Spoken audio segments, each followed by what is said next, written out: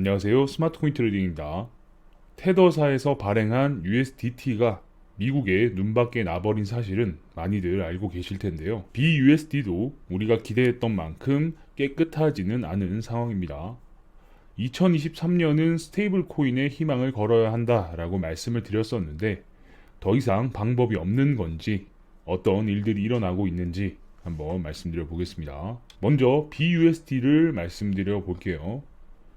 지금 보이시는 화면은 BUSD의 유통량입니다. 아주 수직 상승을 했죠.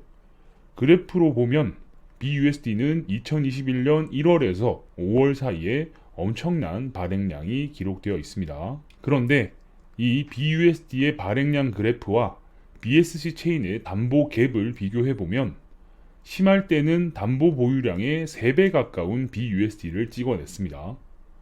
즉 BUSD를 발행하는 속도보다 담보를 예치하는 속도가 많이 늦은 거죠. 그래서 BUSD의 발행량이 엄청나게 많을 때는 실제 담보와 1대1에 가깝게 매칭되는 경우가 딱 2번밖에 없었어요. 그렇다면 이 담보를 어디서 채웠을까라는 생각이 들죠. 이건 BNB의 가격 차트와 비교해보면 그 갭을 메꾼 것은 BNB 코인일 가능성이 높습니다. 그리고 테더사나 서클도 아닌 바이낸스에 스테이블 코인을 묶어두고 BUSD로 교환을 받을 멍청한 사람들이 과연 얼마나 있을까 싶죠. 그렇기 때문에 이 돈은 바이낸스 본인들과 주변의 친구들을 갈아 넣는 수밖에 없는 거죠. 그러고 나서 사람들이 바이낸스 체인으로 넘어오게끔 하기 위해서 BNB 코인을 담보대출을 통한 스테이블 코인을 선발행하고 가격이 많이 오른 BNB 코인을 매각을 해서 그 갭을 메꿔 나가면서 BUSD의 몸집을 키워 나간 거예요. 그러니까 BNB를 담보로 잡아서 먼저 BUSD를 발행을 하고 이걸 유통을 시키고 또 코인 가격이 많이 오르면서 BNB도 같이 올랐죠. 그렇게 많이 오른 가격에 BNB를 매도를 해서 담보대출을 갚아 나가면서 이 갭을 메꿨다라는 겁니다. 그러면서 BUSD의 몸집이 점점 커진 거죠. 그렇지 않고서는 BUSD가 이렇게 엄청나게 발행될 수가 없죠. BUSD는 도대체 어디서 나온 거란 말이야? 고객 자금 맞지? 뭐 이런 이야기가 나오는 겁니다. 그렇기 때문에 지나고 보면 바이낸스도 중간중간 위험한 도박을 한 시기가 있었습니다. 지금 보이시는 화면은 비트코인의 일봉 차트인데 지금 동그라미를 치는 부분은 BUSD 발행량과 담보금이 일치하는 시기예요. 만약 코인이 계속 오르지 않고 이 고점에서 엄청난 하락을 바로 했다면 BUSD도 문제가 발생할 수 있었겠죠. 그렇다면 바이낸스는 왜 이렇게 운영을 했을까 싶은 생각이 드실 텐데 과거 비트파이넥스가 테더를 이용해서 비트코인과 테더의 양적 성장을 만들어냈죠. 바이낸스도 이와 유사하게 BUSD를 이용해서 비트코인과 BUSD의 양적 성장을 기대했을 겁니다. 그 과정에서 BUSD는 테더와 USDC 사이의 포지션을 유지하면서 BUSD를 다양한 체인으로 파생시키는 트론 기반의 테더 같은 테더도 다양한 체인에서 돌아가죠. BUSD도 바이낸스 스마트 체인으로만 돌아가는 게 아니라 다양한 체인에서 유통이 되게끔 구조를 만들어가고 있었어요. 그래서 그걸 트론에게 나눠주기 일보 직전이었는데 미국에 의해서 그 꿈은 산산조각이 나버렸습니다. 지금 화면에 보이시는 바와 같이 이렇게 바람이 휙 불면서 유리가 와장창 깨져버린 거죠. BUSD면 코인 시장 성장 가능해. BUSD 가자. 이런 소리를 하고 있었는데 이 짤 굉장히 유명하죠. 아유 또 이러시네 어르신. 이제는 보는 눈도 너무 많고 미국도 BUSD에 대해서 모니터링을 강화하고 있는 상황입니다. 그렇기 때문에 바이낸스도 자칫 위험한 선택을 했다가는 BSC 체인 전체에 불똥이 튈 수 있는 상황인 거죠.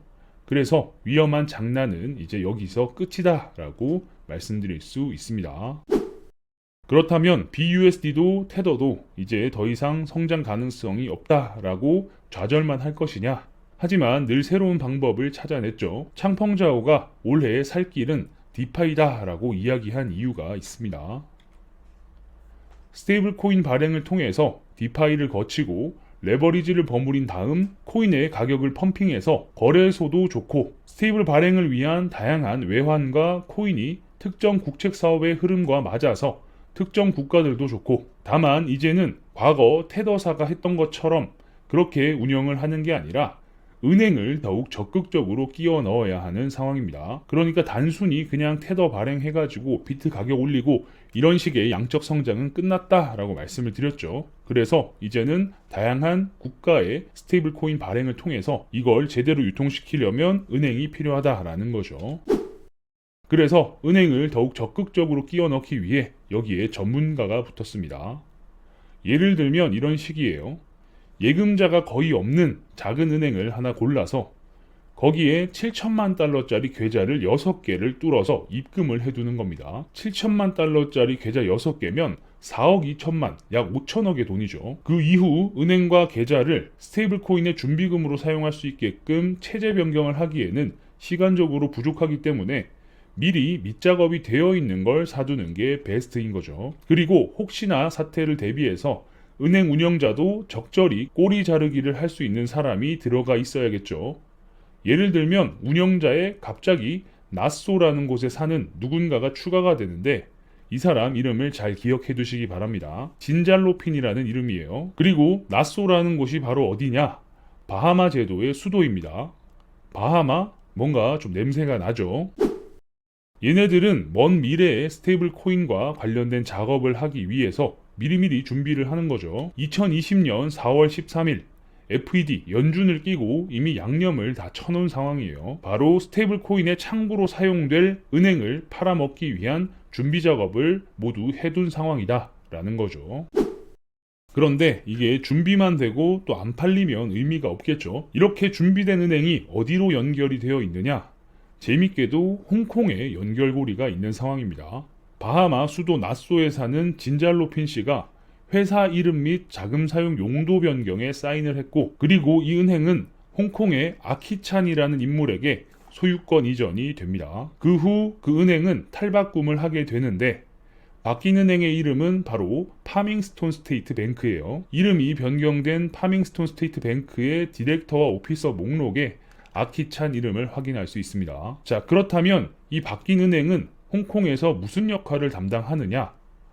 정부의 정책의 방향과 스테이블 규제가 통과되었을 때의 포텐셜을 오롯이 받아내기 위해서 지금 열심히 준비 중인 상황이에요. 그러니까 이런 식으로 준비를 해온 것들이 홍콩에서 스테이블 규제를 풀어줄 때 그때를 대비해서 준비가 이미 되어 왔다라는 거죠. 뭔가 별거 아닌 것처럼 말씀을 드리지만 생각보다 굉장히 큰 판입니다.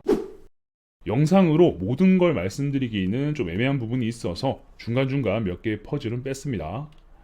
장담하는데 2023년 홍콩은 아주 핫할 것으로 예상이 됩니다. 정치인과 건설회사가 붙어서 아파트 몇천 세대, 상가 몇 개 개발 특혜주고 이런 수준을 가볍게 넘어서는, 그리고 언젠가는 이야기할 날이 올지 모르겠지만 블록체인을 활용한 전 세계의 다양한 국적의 이완용도 탄생을 하게 될 겁니다. 나라 팔아먹고 그렇게 좋은 사람은 아니지만 어쨌든 기회를 활용해서 또 돈을 버는 사람들이 생긴다라는 거죠. 2023년은 디파이와 스테이블 코인의 역할이 매우 중요하다라고 말씀을 드렸는데 기존 스테이블 코인들은 당장 새로운 힘을 쓰기는 힘들어 보이는 상황이에요. 하지만 최근 작은 국가들부터 다양한 나라에서 스테이블 코인을 발행하거나 준비를 시작했죠. 국제금융 허브의 지위가 위태로운 홍콩이 제대로 된 포텐셜을 터뜨려 준다면 코인 시장에 다시 한번 뜨거운 바람이 불 것으로 예상이 됩니다. 관련된 좋은 소식이 나오게 되면 빠르게 알려드릴 수 있도록 하겠습니다. 영상이 괜찮으셨다면 구독과 좋아요도 눌러주시고요. 알림 설정을 눌러놓으시면 누구보다 빠르게 새로운 정보를 받아보실 수 있으니까 구독, 좋아요, 알림 설정까지 눌러주시면 감사하겠습니다. 그럼 전 다음 영상에서 뵙겠습니다. 감사합니다.